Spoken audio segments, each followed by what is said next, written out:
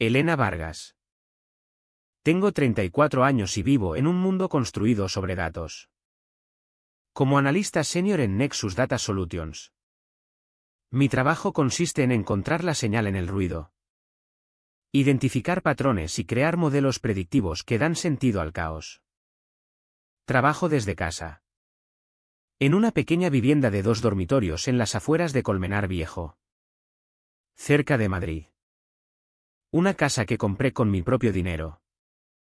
Decorada con mi gusto meticuloso y protegida como un santuario. Cada línea de código. Cada hoja de cálculo. Cada consulta que ejecuto es un ejercicio de lógica y orden. Mi vida, hasta hace poco, reflejaba eso exactamente. Todo empezó con un mensaje de texto hace poco más de un año. Me lo envió mi media hermana Raquel. Elena. Salvavidas. Mi canguro me falló. ¿Puedes quedarte con los niños solo el fin de semana? Tengo un retiro de trabajo que no puedo perderme. Solo el fin de semana. Ese fue el primer punto de datos. Dije que sí. Por supuesto. Raquel. De 38 años. Era un torbellino de caos hermoso. Tenía 3 hijos, Mateo de 10. Alba de 7 y Clara de 5. De 2 matrimonios fallidos distintos. Siempre estaba navegando alguna nueva crisis. Algún desengaño reciente. Algún capítulo emocionante que requería toda su atención.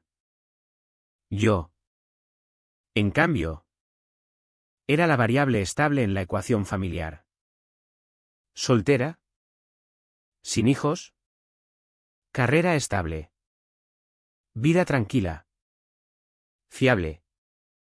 Un papel que no había elegido, pero que me habían asignado con años de silenciosa complacencia.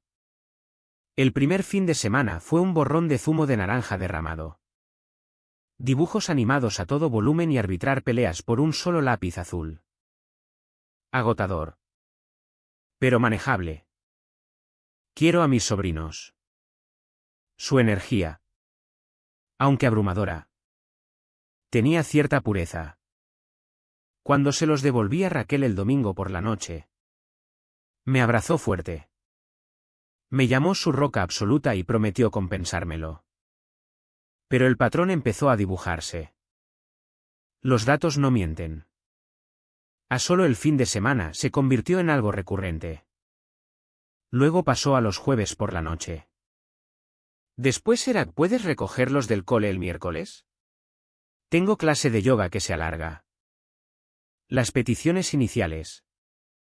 Enmarcadas con un barniz de desesperación educada. Se volvieron suposiciones.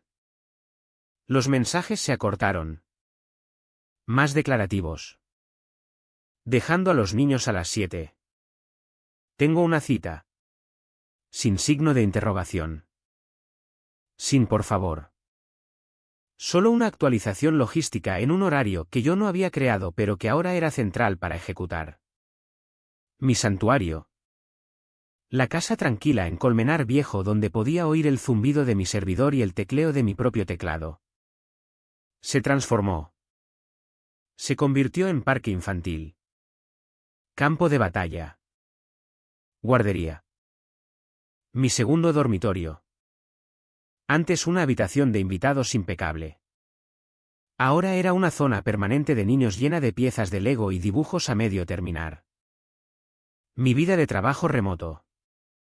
Que requería concentración profunda e ininterrumpida. Se convirtió en una negociación constante con peticiones de meriendas. Ayuda con los deberes y la banda sonora estridente de peleas entre hermanos. Estaba en medio de una migración compleja de datos. La pantalla llena de líneas de código en cascada. Y una vocecita sonaba a mi lado, tía Elena. ¿Me pones una tirita en la rodilla? Estaba en una videollamada con el equipo de Madrid. Pulsando frenéticamente el mute mientras Alba y Clara empezaban una pelea a gritos en el salón. Mis compañeros oían el caos amortiguado y me dedicaban sonrisas comprensivas. Parece que tienes las manos llenas. Elena. Pensaban que era madre. En cierto modo tenían razón. Era madre sin ninguno de los créditos. La elección ni la alegría. Era un sistema de respaldo funcionando en segundo plano para que el servidor principal, Raquel, pudiera operar sin interrupciones. Y Raquel operaba a la perfección. Su cuenta de Instagram era una obra maestra curada de la vida gloriosa y sin cargas de una mujer soltera. Mientras yo limpiaba huellas pegajosas de la pantalla de mi portátil, ella publicaba selfies desde una bodega en La Rioja. Viviendo mi mejor vida. Bendecida. Mientras yo intentaba explicarle a una niña de 5 años por qué no podía dibujar en las paredes. Raquel subía una historia con un hombre guapo nuevo brindando con champán en una terraza de Madrid. Por los nuevos comienzos. Los pies de foto me mataban. Llenos de hashtags sobre empoderamiento, autocuidado y la importancia de ponerse primero. La celebraban por ello. Sus amigas inundaban los comentarios con emojis de fuego y elogios. Tú puedes. Reina. Te lo mereces. ¡Qué inspiración! Nadie veía la infraestructura oculta que hacía posible esa vida inspiradora. Nadie me veía a mí. La niñera gratuita y no reconocida. Cerrando mi trabajo real a las 6 solo para abrir mi segundo turno. Que duraba hasta que los niños por fin se dormían misericordiosamente. Nadie veía la compra que pagaba. Las comidas que cocinaba. La ropa que lavaba. Mi apoyo era la materia oscura de su universo, invisible. Sin crédito. Pero manteniendo todo en su órbita. Empecé a registrarlo como registraría cualquier conjunto de datos anómalo. Al principio no era intencionado. Solo instinto. Anoté la frecuencia de las entregas, media de 4,2 días a la semana en el último trimestre. Calculé la duración media, 9,5 horas por vez. Registré los gastos. Cubría noches de pizza. Alquiler de películas. Material de dibujo. Que sumaban una media de 18 euros semanales sin reembolso. Los números formaban una narrativa clara e irrefutable, me estaban utilizando. Esto no era apoyo. Era explotación. No era una hermana pidiendo ayuda. Era una madre externalizando sus responsabilidades sin compensación. El acuerdo era un contrato cuyos términos yo nunca había visto. Pero del que era la única obligada. Me sentaba en el silencio de mi casa después de que los niños se acostaran. El silencio que sentía tanto alivio como un vacío profundo. Desplazaba sus fotos y sentía un sabor amargo subir por el pecho. La veía sonriendo en la playa. Con el pelo al viento. La veía riendo en un concierto. Despreocupada y vibrante. Estaba viviendo la vida de una mujer sin dependencias porque, funcionalmente, no las tenía. Yo las tenía. Tenía las suyas. La semana se había convertido en un año y mi vida ya no era mía. Era solo el espacio que ocupaba la vida de Raquel cuando ella estaba ocupada haciendo otra cosa. El punto de ruptura no llegó con un estruendo, sino con el pitido insistente y silencioso de un recordatorio del calendario. Proyecto Fénix fase 2, lanzamiento 6 de la mañana. Lunes. Era un proyecto que llevaba dirigiendo 6 meses. La culminación de miles de horas de trabajo. El lanzamiento requería mi atención absoluta e ininterrumpida desde el domingo por la noche hasta el lunes por la mañana. El viernes llamé a mi madre. Decidí enfocarlo como un simple conflicto de agenda. Una cuestión de logística. De datos. No de drama. Hola. Mamá, empecé con voz calmada. Solo quería avisaros a ti y a Raquel que no puedo quedarme con los niños este fin de semana. Tengo un lanzamiento importante en el trabajo y estaré trabajando toda la noche del domingo. Hubo una pausa. No larga, pero densa de cálculos no pronunciados. Ah, dijo Carmen. Voz plana. Pues seguro que Raquel ya tiene planes hechos. Elena. Es un poco tarde para decírselo ahora. Te lo digo el viernes. Sus planes son cosa suya. Las palabras me sabían extrañas en la boca. Afiladas y duras. No estaba acostumbrada a trazar líneas. Hablaré con ella, dijo. Y colgó. La reunión familiar. Por llamarla de alguna manera. Se convocó ese domingo. No estaba planeada así. Pero aparecieron en mi casa con la excusa de que Raquel venía a recoger una chaqueta que Clara había olvidado. Raquel entró primero. Con cara de agobiada e injusticiada. Mi madre. Carmen. La siguió con una máscara de decepción contenida. Y detrás venía Roberto. Mi padrastro. La artillería pesada que traían cuando la manipulación emocional simple ya no bastaba. Roberto era un hombre que veía el mundo en términos simples e inquebrantables. Exentrenador de fútbol juvenil. Aún caminaba y hablaba como si estuviera en la banda de un partido que estaba perdiendo. Para él la lealtad lo era todo. Y lealtad significaba alinearse. Miró mi salón. Ahora ordenado y silencioso en previsión de mi fin de semana de trabajo. Y su mirada cayó sobre mí con un peso palpable. Elena, empezó. ¿Sin saludo? Tu madre me cuenta que vas a dejar a tu hermana colgada este fin de semana. No la dejo colgada. Roberto. Estoy trabajando. Tengo una carrera. Tiene plazos. Se lo comuniqué hace 2 días. Soltó una risa baja y despectiva. ¿Una carrera? Claro. Tú te sientas delante de un ordenador. Raquel está criando a 3 niños. Eso es un trabajo de verdad. 24/7. Dio un paso más dentro de la habitación. Mi propio espacio se sentía pequeño. En esta familia nos ayudamos. No miramos agendas ni plazos. La sangre es más espesa que un contrato. Y desde luego más espesa que un proyecto de ordenador. Ahí estaba su frase favorita. La usaba para acabar cualquier discusión que requiriera matices.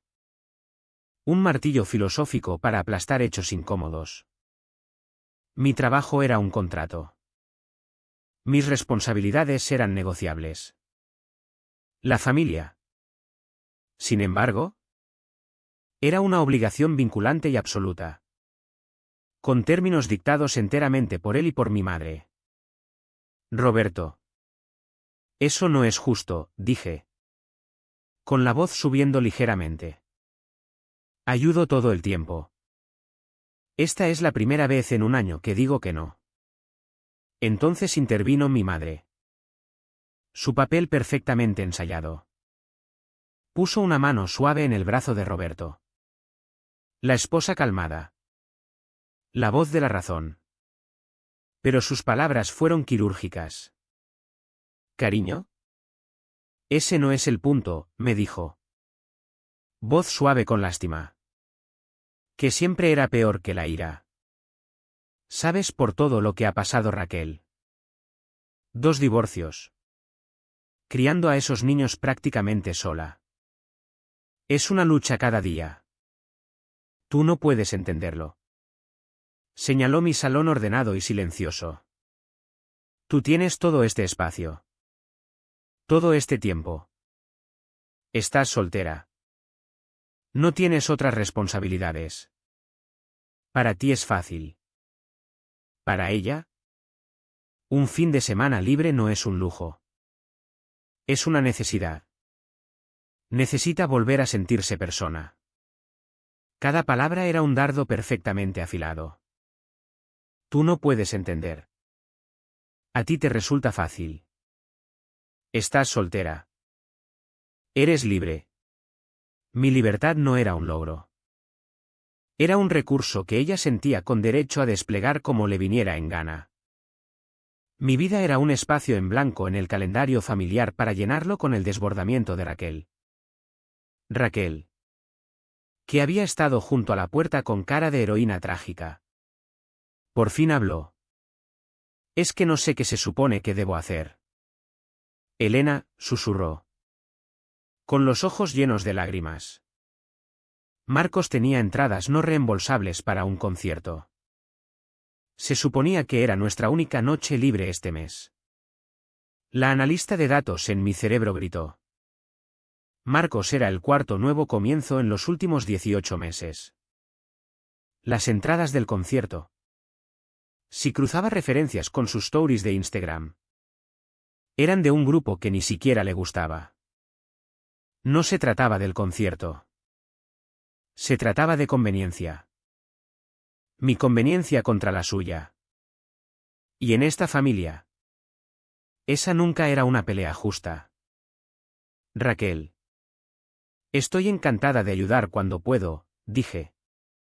Intentando una última vez apelar a la razón. Pero mi trabajo es importante. Paga esta casa. La casa donde tus hijos pasan media semana. Si no rindo bien. Eso está en riesgo. No es un hobby. Roberto resopló. No seas tan dramática. Es un fin de semana. No es nunca solo un fin de semana, las palabras me salieron más altas de lo que pretendía. Son todos los fines de semana. Son noches entre semana. No pido una medalla. Pero sí el respeto básico a mi tiempo y a mi carrera. Tu mala planificación no debería ser mi emergencia. La habitación se quedó en silencio. Había cruzado una línea. Había presentado una factura por servicios que siempre habían considerado gratuitos. Había rechazado su narrativa de la dificultad de Raquel y mi facilidad. La cara de mi madre se endureció. La lástima suave desapareció. Sustituida por una furia fría. Siempre ha sido así. Elena. Tan fría. Todo es una transacción contigo. Lo cuentas todo. No estamos hablando de una hoja de cálculo. Estamos hablando de familia. De compasión. Algo que parece que no tienes mucho. Fría. Ahí estaba la palabra. La etiqueta que me ponían cada vez que mi lógica interfería con sus demandas emocionales. No estaba siendo racional. Estaba siendo fría. No estaba siendo responsable. Estaba siendo poco compasiva. No estaba poniendo un límite. Estaba lanzando un ataque. Miré la cara implacable de mi madre. La expresión de victoria satisfecha de Roberto. Miré a Raquel, que ahora lloraba en silencio. Su papel de víctima completamente realizado. Estaba sola. Era la villana en mi propia casa. La antagonista fría en una historia donde todos los demás solo intentaban sobrevivir. Se quedaron allí. Frente unido de obligación familiar. Y vi con claridad perfecta y basada en datos que nunca ganaría una discusión con ellos. Su sistema no se construía sobre lógica. Se construía sobre mi silencio. No dije ni una palabra más. Solo di un pequeño asentimiento derrotado. Vale, dije. La palabra sabiendo a ceniza. Lo arreglo yo. Roberto juntó las manos. El entrenador que acababa de ganar el partido. Esa es la actitud. La familia ayuda a la familia. Se fueron unos minutos después. Me quedé en medio del salón. El silencio que dejaron era más pesado que el ruido de los niños. No solo habían invalidado mi agenda. Me habían invalidado a mí. Mi vida.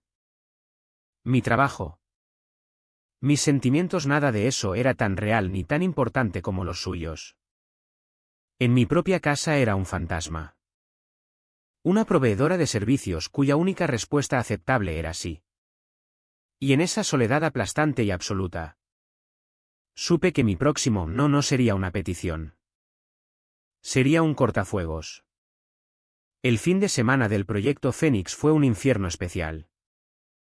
Gestioné el lanzamiento desde la mesa de la cocina. Una mano en el ratón y la otra empujando una caja de galletas hacia Alba. Tecleaba código con Clara dormida en mi regazo. Su peso pequeño y cálido. Recordatorio constante de mi atención dividida. Me uní a la llamada de Troblesotin de emergencia de las 6 de la mañana. Del lunes desde el porche trasero. Susurrando al auricular para no despertar a los niños que dormían en mi cama porque Mateo había tenido una pesadilla. Cometí un error crítico a las 3:17 de la madrugada. Una coma mal colocada en una cadena que dejó un servidor secundario caído 7 minutos. Mi jefa fue comprensiva. Pero yo lo vi en los logs. Un pequeño monumento brillante a mi agotamiento. Había comprometido mi carrera, la única cosa completamente mía, para acomodar una crisis fabricada por un concierto que mi hermana apenas recordaba al día siguiente. Esa fue la última vez. No fue una resolución nacida de la ira, sino de datos fríos y duros. El coste de mi complacencia se había vuelto demasiado alto. El riesgo ya no era solo mi tiempo o mi dinero. Era mi integridad profesional. El sistema estaba roto y los ajustes menores ya no bastaban. Se requería una revisión completa. Durante 2 semanas recopilé mis pensamientos, tratando el problema como un análisis de sistemas. Definí los interesados. La asignación de recursos. El flujo de trabajo actual y los puntos de fallo críticos. El punto de fallo principal era yo. Mi disponibilidad ilimitada era el bug que estaba haciendo crash todo el sistema. Tenía que parchearlo. Decidí que un mensaje de grupo era la única forma. Una llamada sería una emboscada. Una reunión en persona sería un pelotón de fusilamiento. Un texto era un memo. Era una declaración. No una negociación. Lo redacté y lo volví a redactar una docena de veces, quitándole toda emoción, toda disculpa, todo espacio para malinterpretaciones. Era el texto más frío y corporativo que había escrito nunca. Un martes por la mañana lo envié al grupo con mi madre, Roberto y Raquel. Efectivo inmediatamente. Necesito hacer cambios en mi agenda para alinearla mejor con mis responsabilidades laborales. A partir de ahora, ya no puedo hacerme cargo de los niños entre semana. Estaré encantada de tenerlos un fin de semana al mes. El fin de semana concreto a acordar con al menos 2 semanas de antelación. Agradezco vuestra comprensión. Puse el móvil en silencio y lo dejé boca abajo en el escritorio. Sabía que la respuesta no sería un simple vale. Gracias por avisar. Estaba desactivando un servicio gratuito bajo demanda y ellos estaban a punto de recibir la alerta de caída. Tardó menos de 5 minutos. El teléfono empezó a vibrar contra la madera del escritorio. Un zumbido frenético y pánico. Primero Raquel. Luego mi madre. Los ignoré. Luego llegaron los mensajes. Raquel, ¿estás de coña? ¿Qué se supone que hago yo? Tengo spinning mañana por la noche y club de lectura el jueves. Raquel, Elena. Esto es totalmente de la nada. No puedes hacerme esto. Los niños te necesitan. Yo te necesito. Mi madre, Elena. Llámame ahora mismo. Así no se hacen las cosas en una familia. Roberto, tu madre está muy disgustada. Estás siendo increíblemente egoísta. Dejé que los mensajes se acumularan. Un monumento digital a su indignación colectiva. No estaba siendo egoísta. Estaba siendo solvente. Estaba preservando el único activo, mi concentración, que pagaba mi vida. Pero en su mundo, mis activos eran propiedad comunitaria. La confrontación llegó esa misma tarde. Mi madre llamó y esta vez contesté, poniendo el altavoz. Era analista de datos. Quería oír todas las entradas con claridad. ¿Qué significa ese mensaje? ¿Elena? Empezó. Voz tensa de rabia controlada. Significa exactamente lo que dice. Mamá. Mi trabajo se está volviendo más exigente. Dirijo un equipo nuevo. Ya no puedo ser la canguro por defecto. No es sostenible. ¿Sostenible? Escupió la palabra como si fuera una maldición. ¿Qué sabes tú de sostenible? Tu hermana es madre soltera de 3 niños. Apenas se mantiene. ¿Y tú? Con toda la libertad del mundo. Decides que ahora es el momento de quitarle la alfombra de debajo. ¿Tienes idea de cómo la hace sentir eso? No soy responsable de cómo se siente ella, dije. Soy responsable de mi propia vida. Llevo dándole 40 o 50 horas semanales de cuidado infantil gratuito. Eso es más que un trabajo a tiempo completo. Estoy ofreciendo ayudar un fin de semana al mes. Creo que es más que justo. ¿Justo? Una risa fría y sin humor. ¿Crees que esto va de lo que es justo? Esto va de familia. De sacrificio. Cosas que tú no entenderías. Tú sales a las 5 y tienes las tardes para ti en tu casita tranquila. Su trabajo nunca termina. No tienes ni idea de lo que es la responsabilidad real. Y entonces llegó la carga útil verdadera. El arma que llevaban afilando años. La que guardaban para los momentos en que yo me atrevía a valorarme. ¿Sabes lo que es esto? ¿Elena? Es envidia. Simple y llanamente. Sentí la sangre abandonar mi cara. Era una acusación tan absurda e ilógica. Y sin embargo era su comodín. Estás celosa de Raquel, continuó mi madre. Voz ganando momenten de justicia. Estás celosa de que ella tenga familia. Estás celosa de que tenga hijos. De que tenga hombres que la quieren. Aunque no funcione. Tú tienes tu trabajo y tu casa. Pero estás sola y no soportas verla feliz ni un momento. Así que tienes que quitarle algo. Tienes que hacerle la vida más difícil porque la tuya está tan vacía. Era un asesinato de carácter perfecto en su narrativa.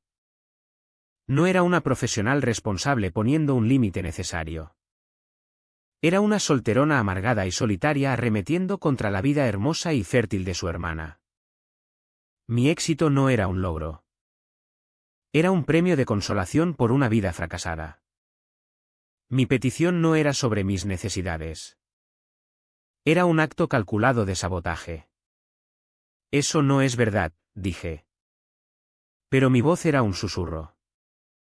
Sus palabras habían dado en el blanco. No porque fueran ciertas, sino porque estaban diseñadas con una crueldad íntima y paralizante. ¿No lo es? Su voz se suavizó en un tono de falsa simpatía. ¡Ay! ¿Cariño? Sé que es duro. Pero no puedes pagarlo con tu hermana. Ella se merece un poco de felicidad. Colgué. No me despedí. Solo pulsé el icono rojo y me quedé en el silencio que sonaba en mi despacho. Las manos me temblaban.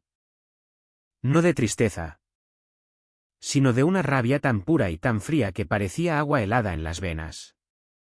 Habían analizado mi vida y la habían encontrado deficiente. Habían tomado mis mayores fortalezas, mi independencia, mi disciplina, mi carrera, y las habían retorcido hasta convertirlas en prueba de mi patética soledad. Una hora después, mi móvil se iluminó con un nuevo mensaje. Era de mi madre. No contenía argumentos. Ni súplicas. Ni más explicaciones. Solo 2 palabras. El veredicto final del juez y jurado de mi propia familia. Estás celosa. Me quedé mirando la pantalla. Eso era todo. Toda mi vida. Mis motivaciones. Mis sentimientos, todo despedido en un mensaje corto. Satisfecho y de 2 palabras. Todos los años de complacerlos. De reorganizar mi vida por ellos. De ser su apoyo fiable. Estable y gratuito. Todo significaba nada. No era una persona. Era una función. Y ahora que la función se retiraba, me etiquetaban como defectuosa. ¿Celosa? Algo dentro de mí no se rompió. Se vaporizó. La parte de mí que todavía le importaba lo que pensaran. La parte que esperaba su comprensión. La parte que sentía el aguijón de su juicio. Desapareció. Solo quedó la verdad. Los datos fríos. Duros e innegables de mi vida frente a la de Raquel. Mis dedos se movieron sobre el teclado. Calmados y firmes. Ya no estaba emocional. Era una analista de datos presentando un hallazgo. Escribí una respuesta simple a su hipótesis defectuosa. La dirigí solo a mi madre. Pero sabía que la compartiría. Justo. Yo crío a sus hijos. Ella levanta su copa. Pulsé enviar. No hubo vacilación. Ni arrepentimiento. Fue el botón que detonó un puente que acababa de darme cuenta de que nunca había querido volver a cruzar. El mensaje se entregó. El silencio que siguió fue el sonido más pacífico que había oído nunca. El silencio que siguió a mi mensaje no fue un vacío. Fue una presencia. Fue el estado limpio y nítido de un sistema después de un reinicio duro. Por primera vez en un año. El zumbido constante de baja intensidad de expectativas y resentimiento había desaparecido. Había cortado la conexión. Preparé la cena. Ordené la cocina. Me senté en el escritorio y trabajé 3 horas ininterrumpidas. El flujo de lógica y código. Un bálsamo calmante. No miré el móvil. No hacía falta. El resultado de mi acción era irrelevante. La acción misma era la conclusión. Había dicho la verdad. Lo que hicieran con ella era su problema. Su conjunto de datos para analizar. A las 10:17 el sistema se vino abajo. No fue un golpe en la puerta. Fue un asalto físico a la estructura de mi casa. Un boom profundo y concusivo. Boom. Boom. Que hizo vibrar los cristales de las ventanas delanteras y se transmitió por las tablas del suelo. Mi corazón martilleó contra las costillas. Una percusión repentina y violenta. Ningún vecino llama así. Ningún repartidor. Ese era el sonido de la rabia. Me acerqué sigilosamente a la puerta. Los pies descalzos silenciosos sobre la madera. A través de la mirilla. La luz del porche iluminaba una versión distorsionada y monstruosa de la cara de mi padrastro. La boca torcida en un gruñido. La piel enrojecida de ira. Estaba gritando mi nombre. El sonido amortiguado. Pero la furia perfectamente clara. Elena. Abre esta puerta ahora mismo. Mi primer instinto fue pura lógica. No. Está borracho o enfurecido o las 2 cosas. No estás segura. Mantén la puerta cerrada. Llama a la policía. Pero entonces un segundo instinto. Más profundamente arraigado. Tomó el control. El que me habían programado durante 34 años. El instinto de desescalar. De gestionar sus emociones. De absorber el impacto. Pensé. Estúpidamente. ¿Qué podía contener esto? ¿Qué podía razonar con él? Quité el cerrojo. El clic sonó anormalmente fuerte en el silencio cargado entre sus gritos. Abrí la puerta solo una rendija. La cadena de seguridad aún puesta. Roberto. ¿Qué haces? Son más de las 10. Empujó la puerta y la cadena se tensó con un gemido metálico. La madera del marco astillándose ligeramente. La fuerza me sobresaltó y retrocedí tambaleándome. ¿Crees que puedes esconderte detrás de una puerta después de lo que has hecho? Rugió. Voz ronca. Levantó el móvil de mi madre. La pantalla iluminada. Mi mensaje se mostraba como una acusación. No me escondo, dije. Voz temblando a pesar de mis esfuerzos por mantenerla firme. Podemos hablar de esto mañana. Hablamos ahora. Golpeó el hombro contra la puerta otra vez y la cadena saltó. Los tornillos se arrancaron de la madera y la puerta se abrió de golpe. Golpeando contra la pared interior. Irrumpió en mi recibidor. En mi santuario. Trayendo el aire frío de la noche y el hedor de la furia. Era un toro en mi mundo cuidadosamente ordenado. ¿Quién coño te crees que eres? Exigió. Avanzando hacia mí. Retrocedí. Las manos levantadas en gesto conciliador. Roberto. Cálmere. No me digas que me calme. Ahora estaba a centímetros de mi cara. Lo bastante cerca para ver la saliva en las comisuras de su boca. Le envías un mensaje así a tu madre. Después de todo lo que hace por ti. Por esta familia. Intentas envenenarla contra su propia hija. No era envenenar a nadie. Era la verdad, dije. La espalda ya contra la pared seca del pasillo. No quedaba sitio para retroceder. ¿La verdad? Soltó una risa áspera e incrédula. No reconocerías la verdad ni aunque te mordiera. Te sientas en tu casita con tu ordenador y juzgas a todo el mundo. Juzgas a tu hermana por intentar tener una vida. Juzgas a tu madre por tener corazón. No tienes ni idea de lo que significa formar parte de una familia. Formar parte de una familia no significa ser un felpudo, respondí. Mi propia ira encendida. Superando al miedo. Tengo derecho a mi propia vida. Tienes la vida que nosotros te permitimos tener, bramó. La cara volviéndose de un rojo más profundo. Eres una niña egoísta. Celosa y de corazón frío que está intentando destrozar esta familia con tu boca lista y tus hojas de cálculo. Me agarró del brazo. Su agarre era como hierro. Los dedos gruesos clavándose en mi bíceps.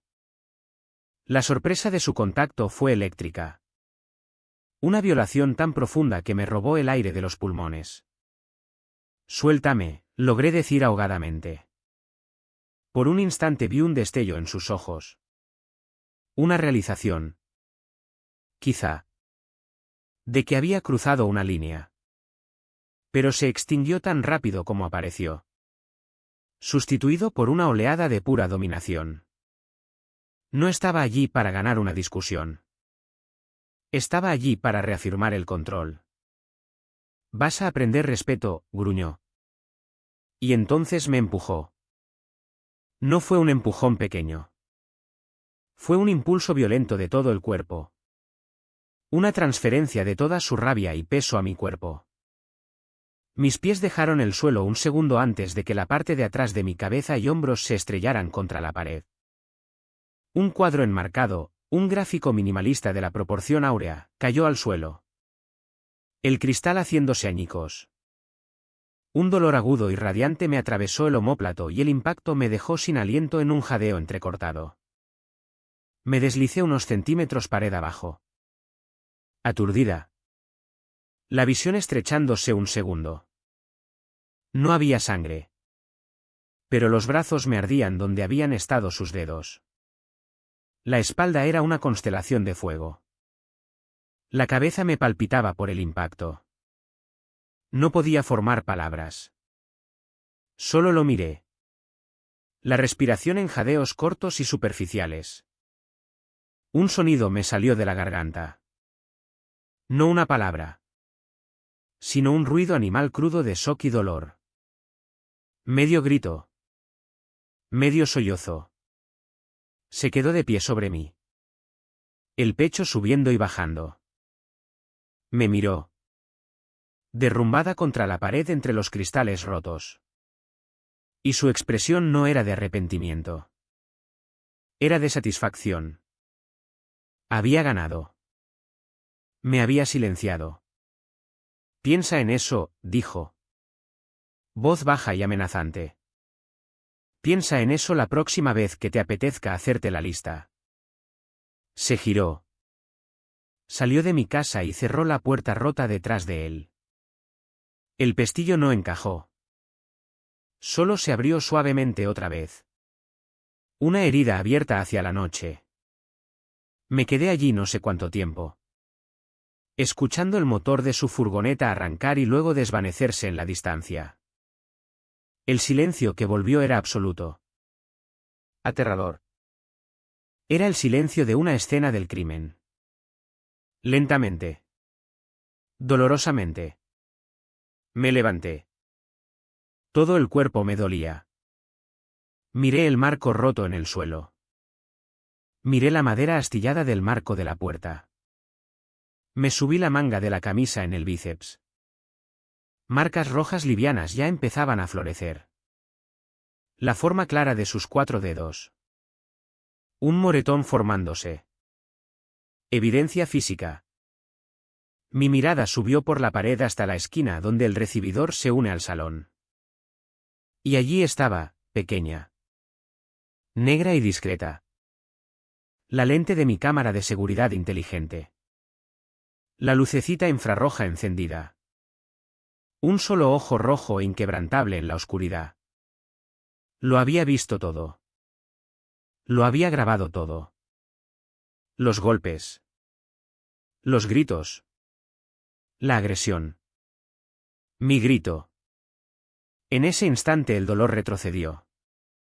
El miedo se sublimó. La parte de mí que era víctima se cayó. Y la analista de datos tomó el control completo. Ya no había familia. Solo había un agresor y un testigo. Ya no había drama. Solo había un registro de eventos. Ya no había negociación. Solo había una decisión. Mi mensaje de texto había sido una declaración de independencia. Esto era una declaración de guerra. Y acababa de adquirir la grabación perfecta. Innegable y de alta definición del primer disparo. El último eco del motor de la furgoneta de Roberto se desvaneció. Dejando un silencio absoluto. No lo desperdicié en miedo. El miedo es una emoción ineficiente. Un bucle recursivo que no produce salida usable. En cambio, me moví con el propósito limpio y frío de un sistema ejecutando un comando crítico. Primero, me ocupé de la brecha física. La puerta colgaba entreabierta. Una vulnerabilidad abierta. La empujé para cerrarla.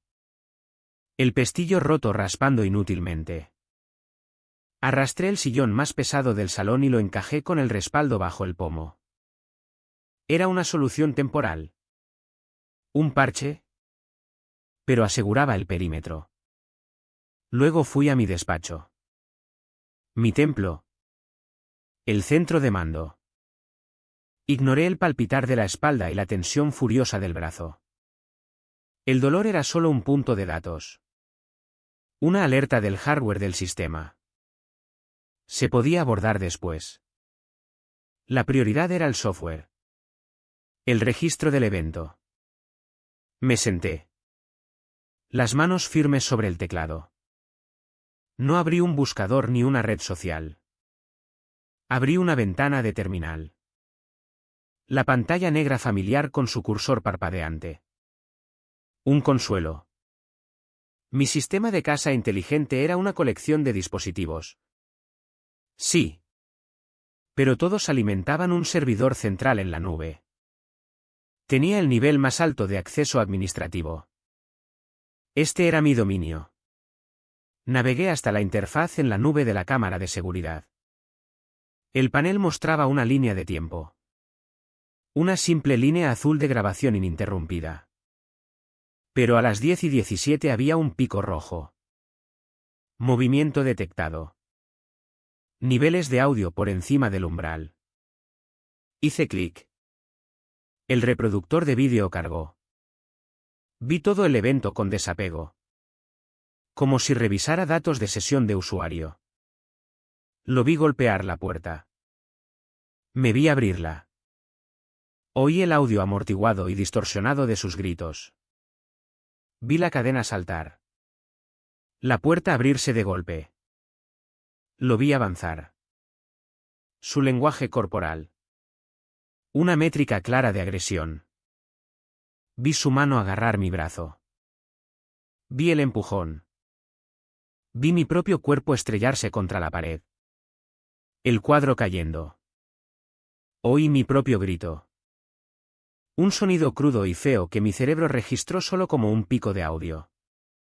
Lo vi 3 veces. La primera para confirmar el evento. La segunda para anotar marcas de tiempo clave. La tercera para desconectarme por completo. Para verlo no como algo que me había pasado a mí, sino como una secuencia de acciones y reacciones. Descargué el archivo de Video Raw. Era un MP4 de 212 megabytes. Lo guardé en una carpeta nueva encriptada en mi disco local. Lo nombré incidente-22171014, MP4. La marca de tiempo del asalto inicial. Clínico. Factual. Pero el vídeo era solo una corriente de datos. Ciertamente convincente. Pero mi sistema registraba todo. El vídeo era la narrativa. Los logs eran las notas al pie. La evidencia corroborante que haría la historia irrefutable. Abrí mi editor de código. Los dedos volaron sobre el teclado escribiendo un script Python simple. Usé la API de la empresa de casa inteligente, la que conocía de memoria, para extraer todos los logs de eventos de mi fecha y dirección entre las 10:15 y las 10:25. El script tardó menos de 5 minutos en escribirse. Lo ejecuté. Los datos inundaron la pantalla. Un torrente de eventos en formato JSON. Sensor puerta principal, cambio de estado cerrado a abierto forzado. Timestamp 22:17 minutos y 4 segundos. Micrófono recibidor, pico de decibelios valor 95 decibelios. Timestamp 22:18 minutos y 21 segundos. Acelerómetro pasillo, impacto detectado GeForce 3.4. Timestamp 22:19 minutos y 3 segundos. Sensor puerta principal, cambio de estado abierto a cerrado sin pestillo. Timestamp 22:20 minutos y 2 segundos. El script lo analizó todo y escupió un archivo de texto limpio y legible para humanos. Era una reconstrucción digital perfecta segundo a segundo del crimen, la puerta forzada. Los gritos. El impacto físico contra la pared. El marchándose sin cerrar bien la puerta. Era hermoso. Era impecable. Era la verdad. Contada en el único lenguaje que no puede mentir, el lenguaje de las máquinas. Guardé el archivo como system-log-22171014, txt. A continuación, desbloqueé el móvil. Hice capturas de pantalla nítidas y de alta resolución de los mensajes de texto. El de mi madre, ¿estás celosa? Mi respuesta, justo. Yo crío a sus hijos. Ella levanta su copa. Las guardé como mensaje-texto-exhibito-a, PNG y mensaje-texto-exhibito-b, PNG, con contexto de motivo. Ahora tenía un paquete completo. Una carpeta con 4 archivos, el vídeo del asalto, el log del evento y la conversación precipitante. Era una historia contada en datos. Y era hermética. No pensé en lo que le pasaría a Roberto. No pensé en la reacción de mi madre ni de Raquel. Hacerlo sería reintroducir variables emocionales en una ecuación puramente lógica. Mi objetivo no era la armonía familiar ni la reconciliación. Mi objetivo era la implementación de un límite permanente. A las 6:15 de la mañana. Envié un correo a un bufete especializado en Derecho de Familia de Madrid, Grupo Legal Vargas. Era de una socia senior llamada Sofía Ramírez. Breve y al grano. Señora Vargas. He revisado los materiales que envió. La evidencia es contundente. He liberado mi agenda. Mi asistente se pondrá en contacto en la próxima hora para concertar una llamada. No hable con nadie más sobre este asunto. No responda a ningún contacto de su padrastro ni otros familiares. S. Ramírez. El alivio fue una sensación física. Como si me quitaran un peso pesado del pecho.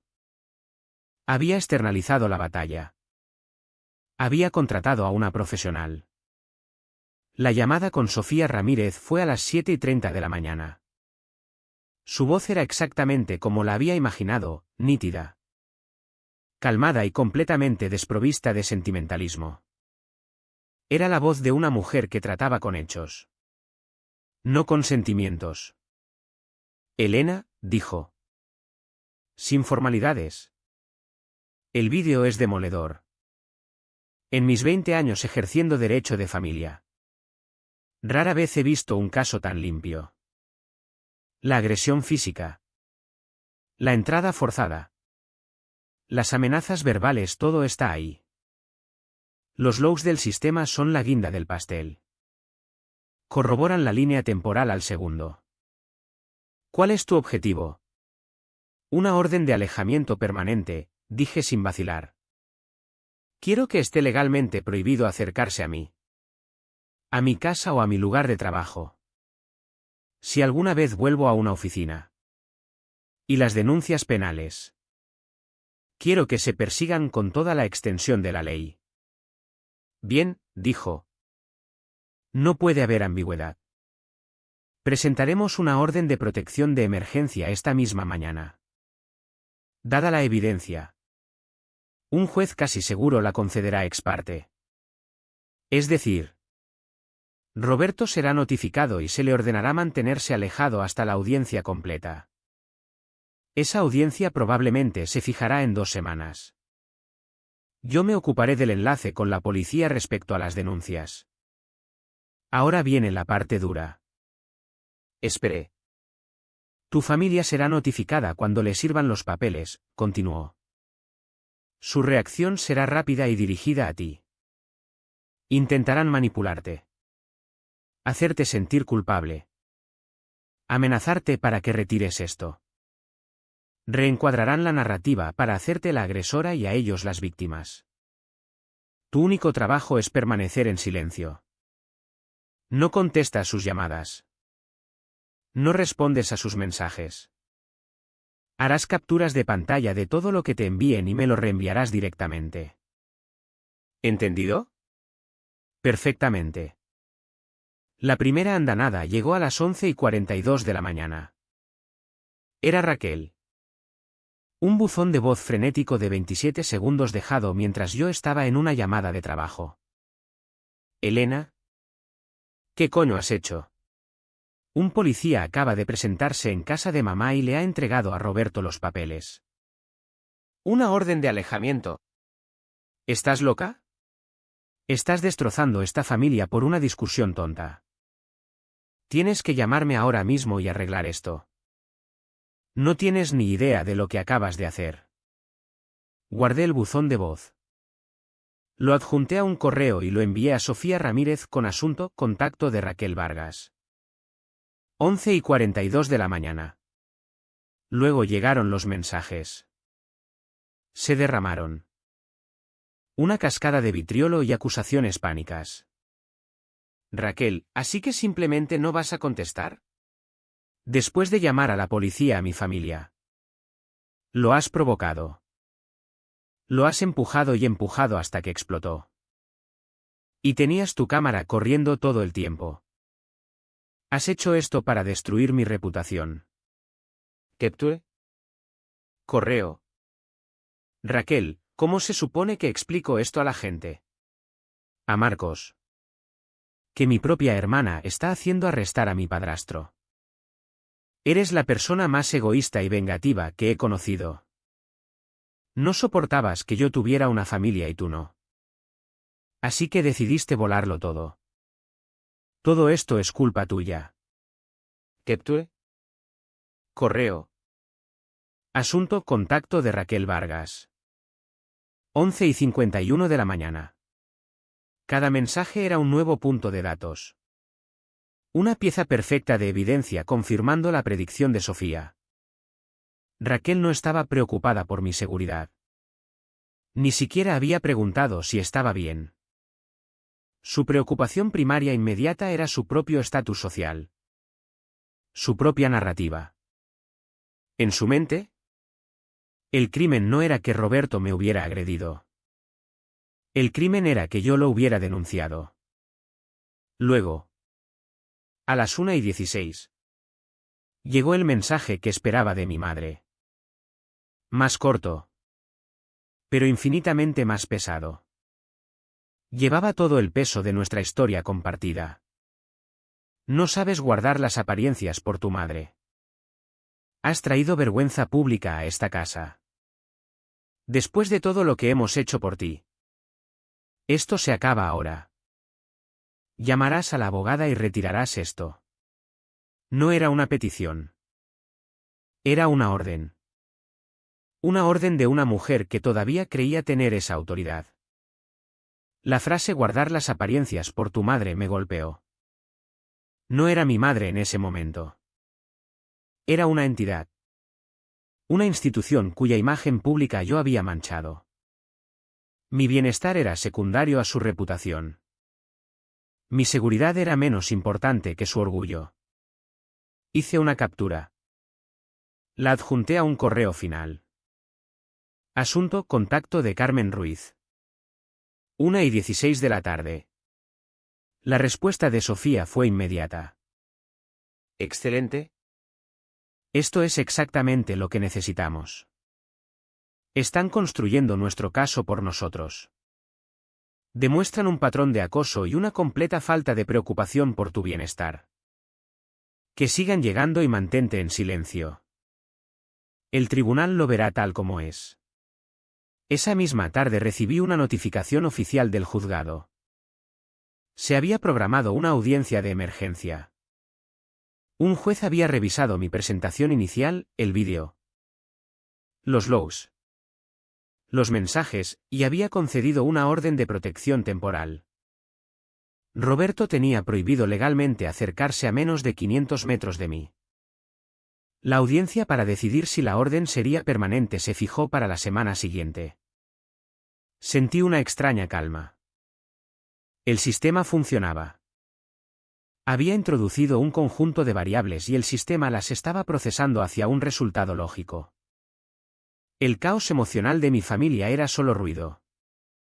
Datos irrelevantes que no podían corromper el algoritmo central de la ley. Podían gritar, acusar y mandar mensajes todo lo que quisieran.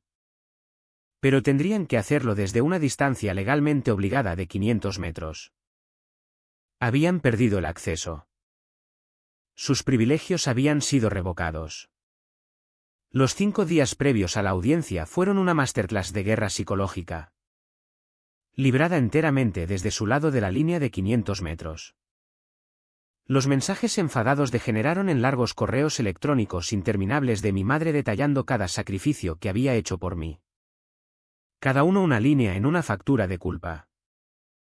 Raquel recurrió a Instagram, publicando citas inspiradoras vagas sobre cortar a gente tóxica y el dolor de ser traicionado por aquellos en quienes más confías. Todo sobre selfies en suave enfoque de ella con cara triste pero resiliente. Era una actuación para un público del que yo ya no formaba parte. Cumplí el protocolo de Sofía con la precisión de una máquina. No leí nada. No respondí nada. Mi móvil se convirtió en una herramienta solo para trabajo y comunicación con mi abogada. Sus otras funciones, temporalmente desactivadas. Mi casa, con el sillón aún encajado contra el marco de la puerta recién reparado, se convirtió en mi fortaleza. Trabajé. Comí. Me preparé. Sofía y yo tuvimos una última llamada de preparación. Revisamos el vídeo y los logs, anticipando sus argumentos. Estaba confiada. Ellos tienen emoción, dijo. Nosotras tenemos evidencia. En una sala de tribunal eso es una pelea injusta. La víspera de la audiencia, un número desconocido con prefijo de Madrid apareció en mi pantalla. Mi primer instinto fue ignorarlo. Catalogarlo como otro vector potencial de acoso. Pero no era local. No era un número que reconociera. La curiosidad. El rasgo central del analista. ¿Pudo más?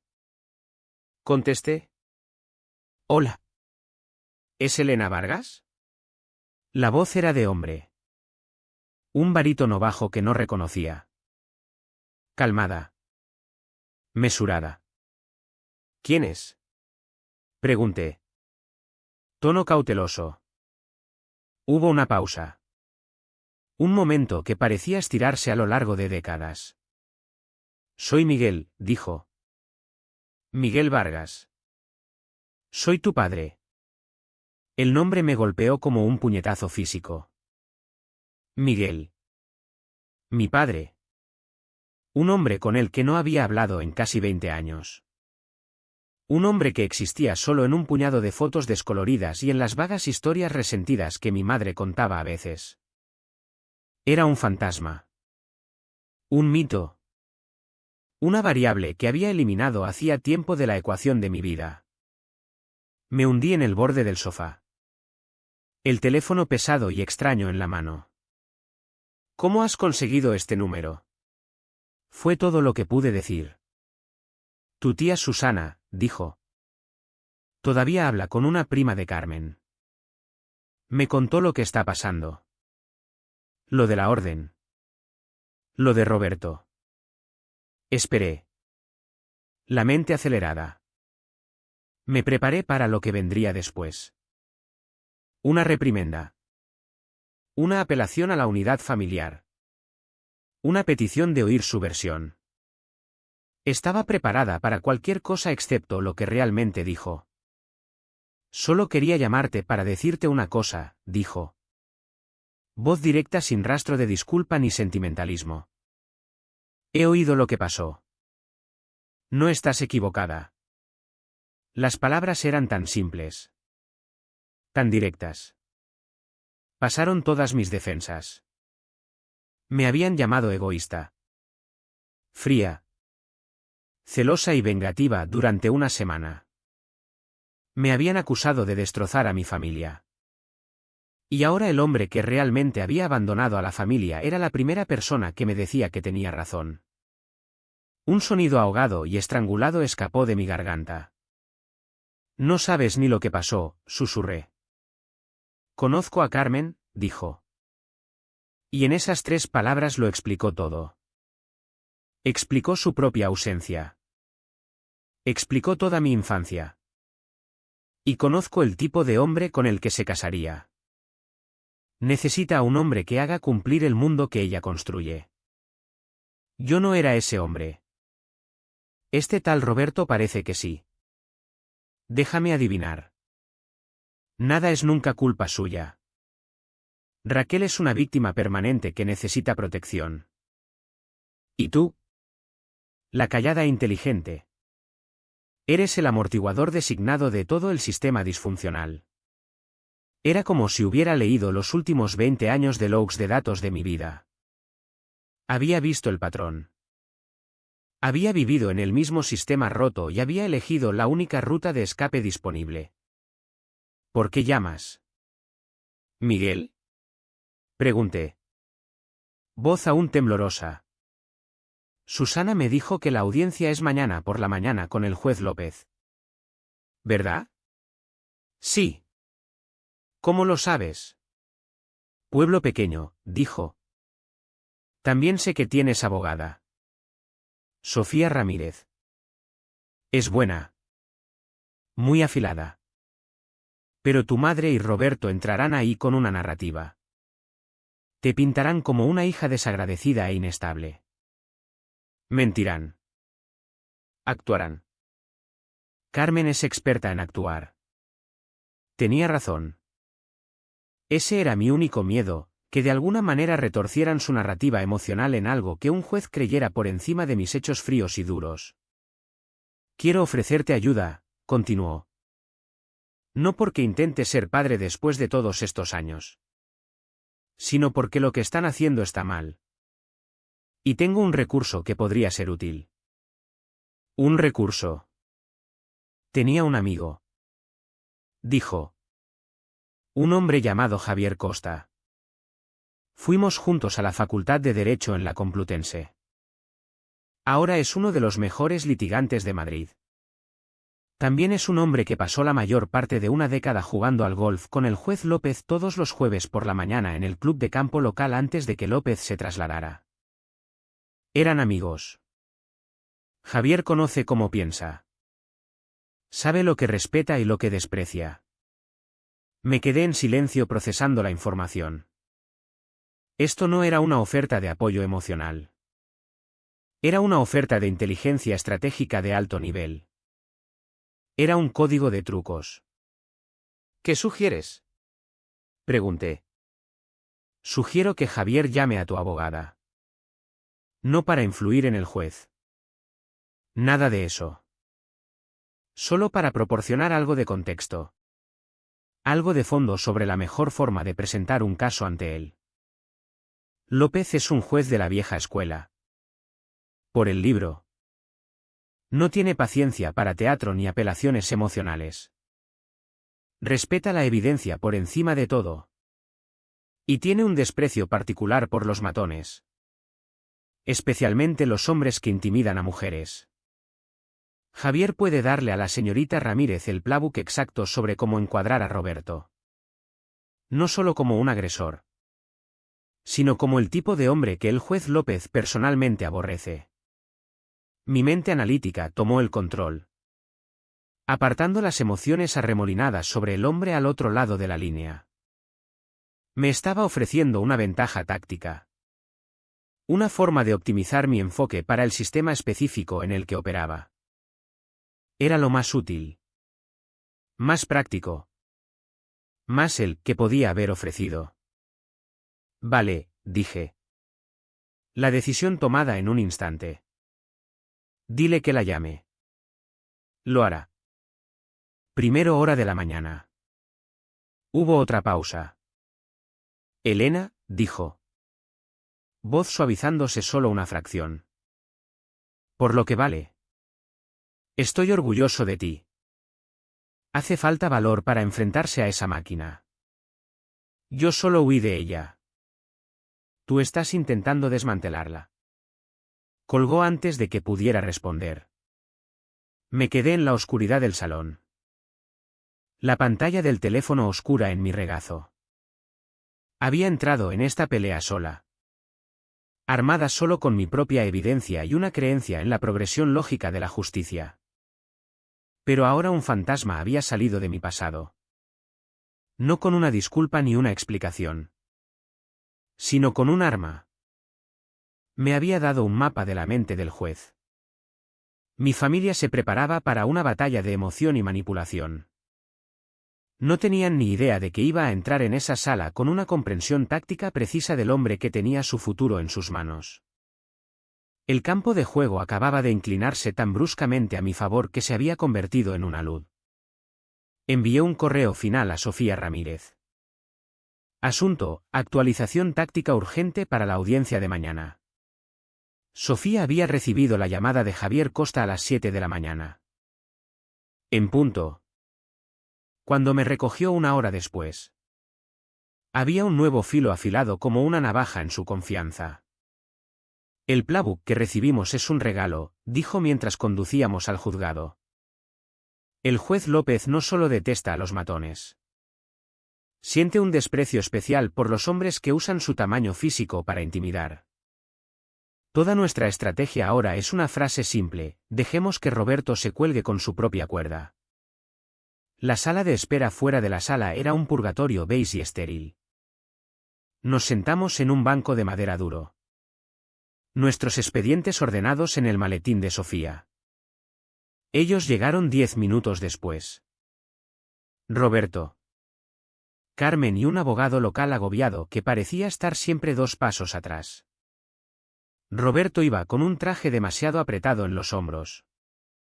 Una exhibición de agresión pavoneante. Intentaba proyectar poder. Pero solo parecía acorralado. Mi madre iba vestida en tonos grises apagados. La cara una máscara cuidadosamente construida de dolor maternal. Estaba interpretando el papel de una mujer cuyo corazón se estaba rompiendo en 2 por sus hijos enfrentados. Se sentaron en el banco opuesto. Roberto me clavó una mirada de puro odio. Se suponía que me intimidaba. Que me hacía encogerme. Sostuve su mirada. La mantuve un segundo. Luego aparté la vista. No por miedo, sino por desinterés. Ya no era participante en sus juegos emocionales. Era observadora y él era el sujeto de mi análisis. Mi madre ni siquiera me miró. Lo que de alguna manera era más condenatorio. Todos en pie. Entramos en la pequeña sala. Olía a papel viejo y café rancio. El juez López entró y se sentó detrás del estrado. Era exactamente como Miguel lo había descrito, un hombre mayor con flequillo de pelo blanco. Cara severa y profundamente arrugada. Y ojos inteligentes que parecían no perderse nada. Miró los documentos delante de él. Expresión ilegible. Dirigió primero al abogado de Roberto. Señor Morales. He revisado la petición de la demandante de una orden de protección permanente y la evidencia presentada. Es una acusación grave. ¿Cómo responde su cliente? El señor Morales. Sudando ligeramente bajo las luces fluorescentes. ¿Se levantó? Señoría.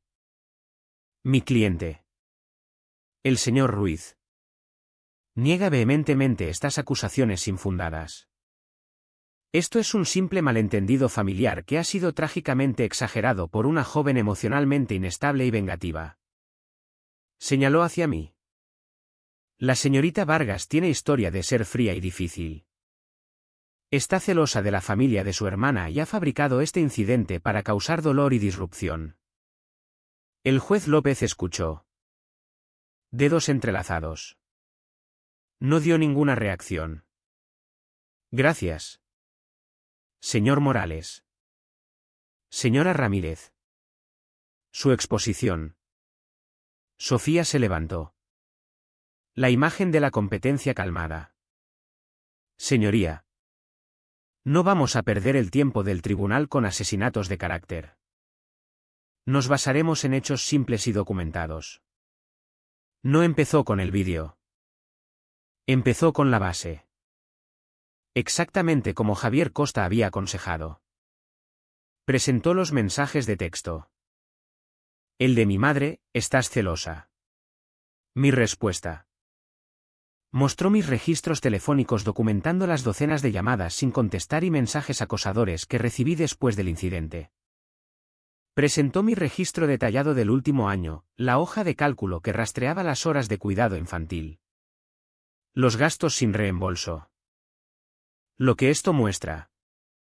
Señoría, declaró Sofía. Es un patrón claro de explotación que culmina en un límite razonable establecido por mi cliente. La reacción violenta del demandado no fue a un malentendido, sino a una pérdida de control.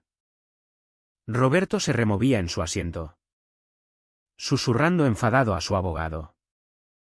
Mi madre estaba sentada rígida como un palo, su expresión de dolor empezando a parecer forzada. Esto no era la narrativa que había preparado. ¿Y ahora? Señoría, dijo Sofía, bajando ligeramente la voz.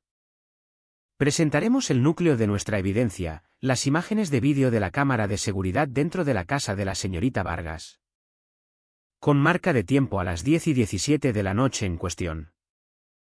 Un ujier bajó ligeramente las luces y encendió un monitor grande frente al juez, pero inclinado para que toda la sala pudiera verlo. Mi madre se inclinó hacia adelante. Un destello de curiosidad en los ojos. Estaba claro en ese momento que nunca lo había visto. Solo había oído la versión de Roberto. Un relato saneado y conveniente de una hija rebelde que necesitaba disciplina. Estaba a punto de ver los datos en bruto. El vídeo empezó. La pantalla mostró mi recibidor vacío. Luego comenzaron los golpes percusivos y violentos, haciendo que la gente en la sala diera un respingo físico. El audio era cristalino. La voz de Roberto, distorsionada por la rabia, llenó la sala silenciosa. Elena, abre esta puerta ahora mismo. Observé la cara de mi madre. La máscara de matriarca doliente se disolvió en tiempo real. Los labios se le entreabrieron ligeramente. Los ojos fijos en la pantalla se abrieron. Esta no era la historia que le habían contado. El vídeo continuó. La cadena saltando. La puerta abriéndose de golpe. La versión en pantalla de Roberto irrumpiendo dentro. Vi la mano de mi madre subir a la boca. Los nudillos blancos. Estaba viendo a su marido, su defensor, como un depredador. Luego llegó la confrontación. Los gritos. Su voz era aterradoramente alta en la sala silenciosa. Tienes la vida que nosotros te permitimos tener. Bramó desde la pantalla. Entonces me agarró del brazo. Mi madre se encogió como si la hubieran golpeado a ella. Y luego el empujón. Fue más brutal en la pantalla grande de lo que había sentido en el momento. La pura fuerza. El sonido enfermizo de mi cuerpo golpeando la pared. Mi propio grito, crudo y agudo, resonó en la sala. El vídeo terminó. La pantalla se puso negra. Nadie habló. El único sonido era el zumbido débil del sistema de ventilación del juzgado. Miré a mi madre. Estaba pálida, casi translúcida. Su cara era un lienzo de horror puro y sin diluir. Miraba la pantalla en blanco. Luego giró lentamente la cabeza para mirar a Roberto. No era una mirada de apoyo. Era una mirada de traición absoluta. Le había mentido. El hombre que había defendido había sido revelado como un monstruo. Y ella había sido su cómplice. El juez López se quitó lentamente las gafas y las limpió con un pañuelo pequeño. Se las volvió a poner y miró directamente a Roberto. Su voz era peligrosamente baja. Señor Ruiz. ¿Acaba de ver lo mismo que yo?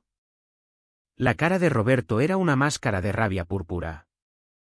Los nudillos blancos donde agarraba el borde de la mesa. Su abogado puso una mano en su brazo. Pero él la sacudió.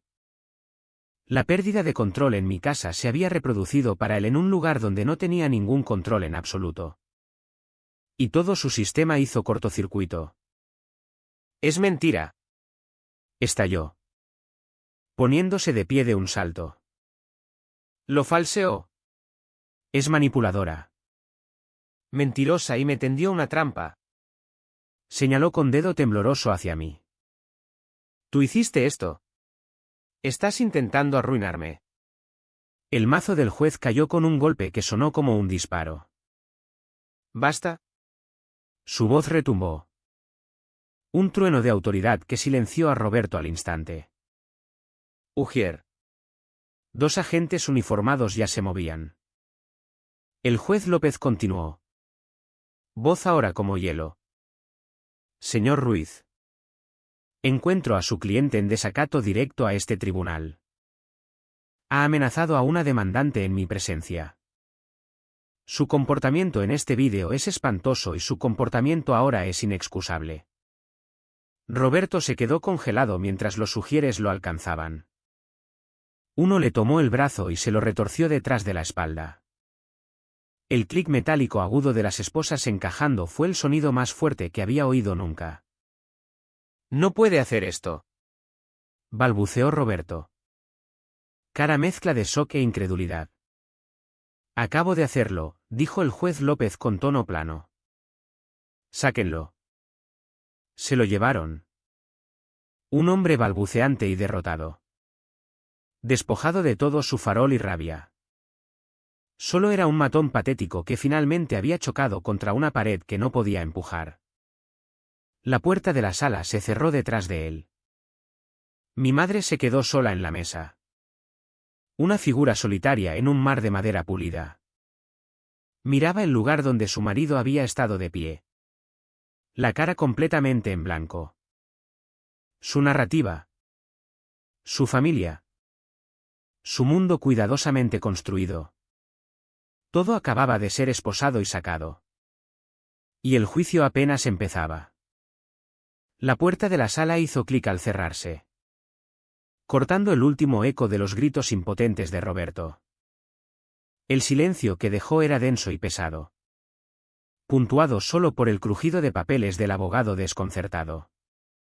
Mi madre, Carmen, no se había movido. Estaba sentada sola en la mesa del demandado. Una estatua tallada en shock.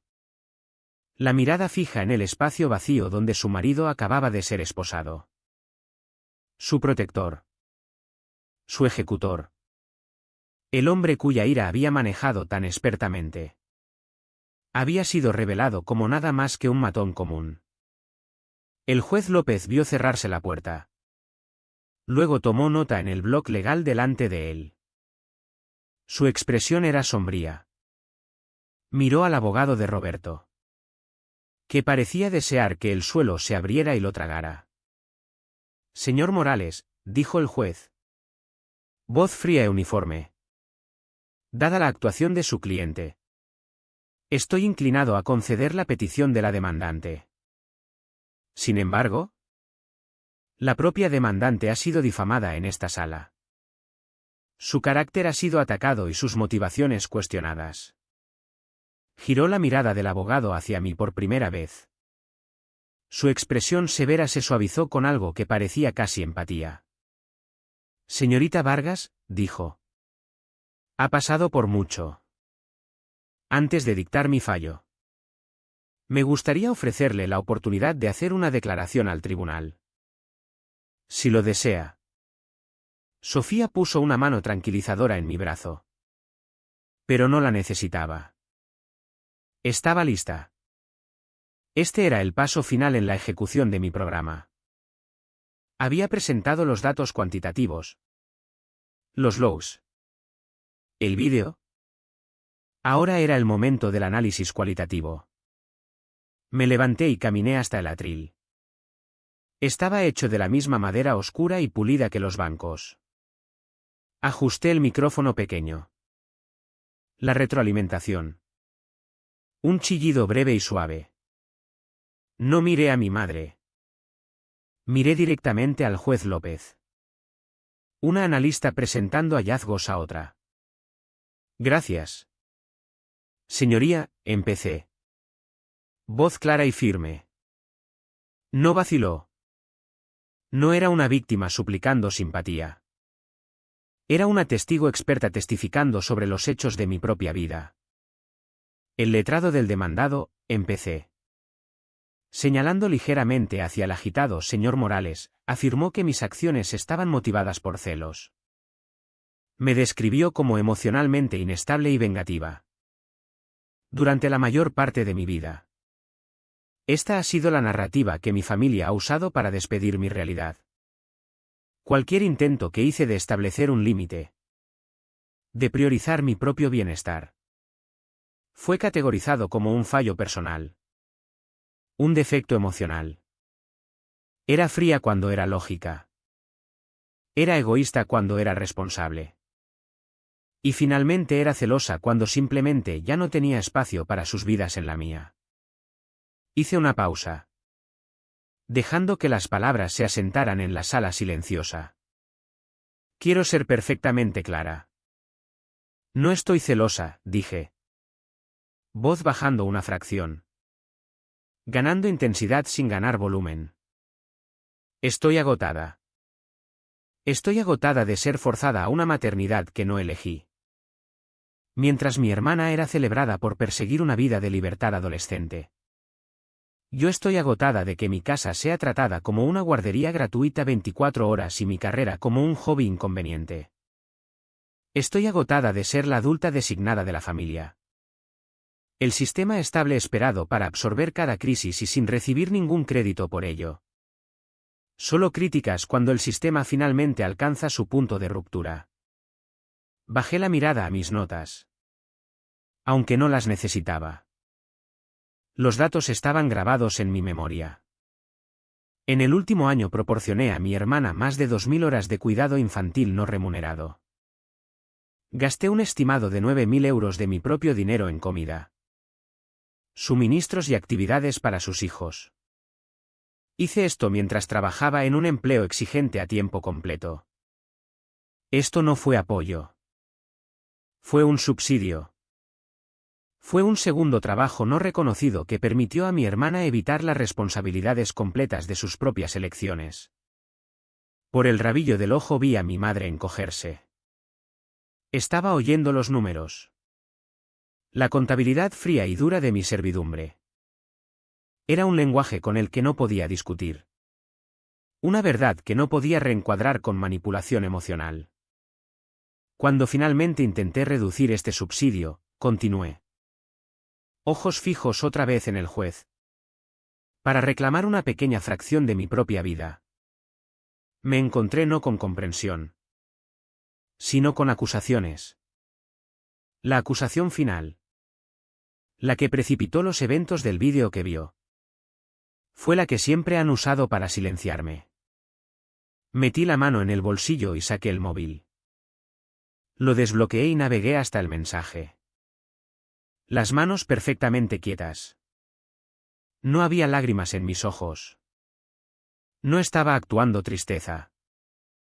Estaba presentando evidencia. Señoría. Me gustaría leer en acta el último mensaje de texto que recibí de mi madre. La señora Carmen Ruiz. La noche de la agresión. Fue enviado en respuesta a mi petición de un límite. Es la base entera de su reclamación de mis celos. Levanté ligeramente el teléfono. Como para mostrarlo a la sala. Luego miré la pantalla y leí las dos palabras al micrófono. Mi voz era plana. Una simple recitación de hecho. Estás celosa. Las palabras flotaron en el aire. Dos palabras simples despojadas de su contexto y puestas al desnudo bajo la luz estéril de la sala. Sonaban obscenas. Eran la llave de todo el sistema codependiente podrido. El arma final y patética de una manipuladora que se había quedado sin argumentos lógicos. Un silencio profundo y absoluto descendió sobre la sala. Era más pesado que el silencio después del vídeo. Era el silencio de la vergüenza. El ujier se enderezó un poco más. Los dedos de la taquígrafa se congelaron sobre las teclas. Incluso el señor Morales tuvo la decencia de mirar su mesa. Y mi madre se desinfló. No fue un colapso teatral dramático. Fue una deflación lenta y silenciosa. Los hombros se hundieron. La cabeza se inclinó. La barbilla tocando el pecho. Parecía encogerse dentro de su traje gris. Una mujer públicamente deshecha no por la acusación de un enemigo, sino por el eco frío y duro de su propia crueldad. Todos en esa sala habían visto la violencia en la pantalla. Y ahora habían oído el fósforo pequeño y patético que había encendido la mecha. Coloqué el teléfono boca abajo en el atril. Esto nunca fue sobre celos. Señoría, concluí. Voz tan calmada como al principio. Fue sobre un límite. La violencia que vio en ese vídeo fue el precio que se esperaba que pagara por poner uno. Por eso esta orden de protección no es una petición. Es una necesidad. Asentí una vez al juez. Me giré y volví a mi asiento junto a Sofía. El silencio se mantuvo. Denso e inquebrantable. Un veredicto condenatorio final que no necesitaba que un juez lo pronunciara. El juez López dejó las gafas en el estrado. La pequeña acción deliberada pareció succionar todo el aire restante de la sala. Miró a mi madre, que seguía hundida en su silla. Un fantasma en un festín de consecuencias. Luego me miró a mí. Finalmente, su mirada se posó en el espacio vacío en la mesa del demandado donde Roberto había estado. En el asunto Vargas contra Ruiz, empezó. Voz un retumbo bajo y autoritario que llenaba cada rincón de la sala. Este tribunal ha revisado la evidencia y oído el testimonio presentado hoy. Es raro ver un caso tan crudo. Tan brutalmente claro. Hizo una pausa, dejando que el peso de sus palabras cayera. La evidencia en vídeo no es solo convincente. Es definitiva. Documenta un acto criminal de allanamiento de morada y lesiones. El estallido del demandado en esta misma sala solo sirvió para confirmar el carácter del hombre retratado en ese vídeo. Un hombre que responde a una mujer poniendo un límite no con discusión, sino con rabia e intimidación física. Por lo tanto, el tribunal concede la petición de la demandante de una orden de protección permanente. El señor Roberto Ruiz queda prohibido por la presente de acercarse a menos de 1000 metros de la señorita Elena Vargas, su residencia y su lugar de trabajo. Queda prohibido contactarla por cualquier medio, directo o indirecto. Cualquier violación de esta orden resultará en su arresto inmediato. Esta orden es efectiva por un periodo de 5 años. Golpeó el mazo una vez. Un sonido agudo y limpio de finalidad. Pero no había terminado. Además, continuó. Su mirada ahora girando hacia mi madre, que levantó lentamente la cabeza. Cara pálida y demacrada. Este tribunal está profundamente preocupado por el entorno familiar que precipitó este evento. La evidencia de manipulación emocional sostenida y explotación es significativa. Lo más preocupante es el claro fallo de un progenitor para proteger a su hijo. Señora Carmen Ruiz. Se le presentó una hija que estaba siendo sistemáticamente utilizada. Y cuando ella intentó protegerse, usted no la defendió. La atacó. Eligió ponerse del lado de su agresor. Lo hizo antes de la agresión y continuó haciéndolo incluso después de ser informada de ella. Mi madre abrió la boca para hablar. Pero el juez levantó un solo dedo y ella se calló. El primer deber de un progenitor es proteger a su hijo independientemente de la edad de ese hijo, dijo. Voz teñida de una decepción fría que era más devastadora que cualquier ira podría haber sido. Usted ha demostrado un fallo catastrófico en ese deber. Por lo tanto, este tribunal hace un fallo adicional inusual. Dirijo que se añada una nota al registro legal de la señorita Vargas en el caso de que alguna vez quede médicamente incapacitada. Este tribunal considera que su madre, Carmen Ruiz, es fundamentalmente no apta para actuar como tutora o para tener poder notarial médico. Ha demostrado ser incapaz de proteger a su propia hija. Ha perdido el derecho a ser su protectora. Si las esposas habían sido un clic. Esto fue un estampido sónico. Mi madre emitió un pequeño sonido herido como un animal en dolor. El Estado. La ley. El sistema mismo acababa de mirarla y juzgarla como madre y encontrarla completamente. Absolutamente deficiente. Había perdido más que un marido hoy. Había perdido la misma definición de sí misma que más apreciaba. No tenía a nadie a quien culpar más que a sí misma. Esta audiencia ha concluido, dijo el juez López, golpeando el mazo una última vez. Se levantó y salió de la sala, dejando el naufragio detrás de él. Sofía me apretó el hombro. Lo conseguiste, susurró. Me levanté sobre piernas que se sentían a la vez ligeras e increíblemente fuertes. Recogí mis cosas. Sin mirar a mi madre. No quedaba nada que ver. Su mundo había sido desmantelado. No por mis celos, sino por sus propias elecciones. Puestas al desnudo bajo el ojo inquebrantable de una cámara y la lógica fría de la ley. Salí de la sala. Bajé el largo pasillo silencioso y empujé las pesadas puertas hacia el exterior. El aire era frío y cortante. El cielo una manta de gris uniforme. Olía a lluvia por primera vez en más de un año. Sentí que podía respirar hasta el fondo de los pulmones. Estaba sola. La calle estaba vacía. Mi padre era una voz en el teléfono a cientos de kilómetros. Mi abogada estaba terminando el papeleo dentro. Pero no estaba sola. La soledad opresiva y que aplastaba el alma de ser la única persona cuerda en una habitación llena de manipuladores había desaparecido. Esa soledad había sido una presencia constante. Un peso en el pecho. Esta soledad era diferente. Era limpia. Era silenciosa.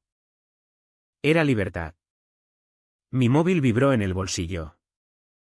Lo saqué, sabiendo de alguna manera quién sería. Un nuevo mensaje en la pantalla. Era de Raquel. El último reducto de un régimen caído. Enviando un último misil sin sentido desde su búnker de autocompasión. El mensaje contenía 2 palabras y un signo de interrogación. Feliz ahora. Me quedé mirando la pantalla. Todavía no lo entendía. Nunca lo haría. Pensaba que esto era un juego. Un concurso de felicidad que yo acababa de ganar volando su vida por los aires. No podía comprender que esto nunca había sido sobre ser feliz. Era sobre estar segura. Era sobre estar libre. Era sobre un algoritmo que finalmente alcanzaba su conclusión lógica. Responder no era una opción. Responder sería comprometerse. Validar su delirio de que todavía estábamos conectadas. De que su opinión de mí todavía importaba. Sería enchufarme de nuevo a la máquina rota.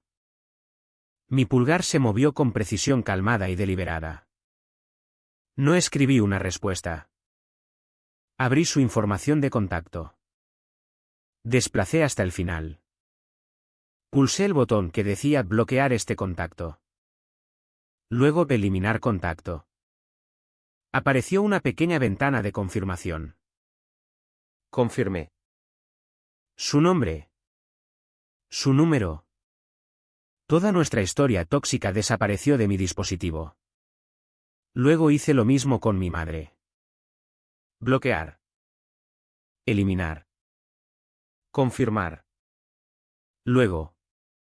Por si acaso. Roberto. Bloquear. Eliminar. Confirmar.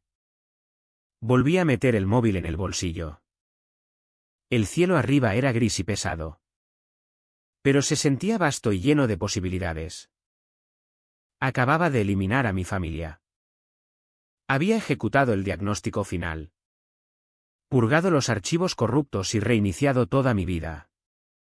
Y por primera vez, el sistema funcionaba limpio.